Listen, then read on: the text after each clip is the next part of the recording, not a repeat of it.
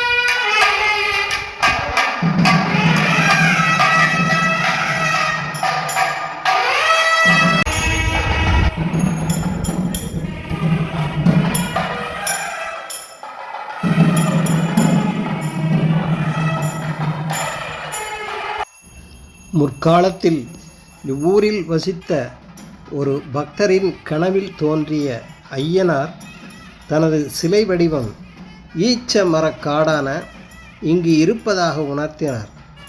அதன்படி பக்தர்கள் இங்கு வந்து குறிப்பிட்ட இடத்தில் தோண்டினார். கோடாரி வெட்டுப்பட்டு சிலை கிடைக்கப்பெற்றது. இதன் காரணமாக இவருக்கு வெட்டுடையார் ஐயனார் என்றே பெயர் ஏற்பட்டது. இவரை கருப்ப வேளார், காரி வேளார் என்ற இரு பக்தர்கள் பூஜித்து வந்தனர். ஒரு சமயம் நள்ளிரவில் ஐயனார் சன்னதிக்கு அருகில் ஒரு ஈச்ச மரத்தடியில் பேரொளி மின்னியதை கண்டனர். மறுநாள் காலையில் அங்கு அம்பிகையின் யந்திரம் இருந்தது. அவ்விடத்தில் அம்பிகைக்கு சிலை வடித்து பிரதிஷ்டை செய்தனர். சுவாமியின் பெயரால் அவளுக்கு வெட்டுடையார் காளி என்றே பெயர் ஏற்பட்டது. காலப்போக்கில் இவள் பிரசித்தி பெறவே இவளது பெயரிலேயே தலம் அழைக்கப்பெற்றது.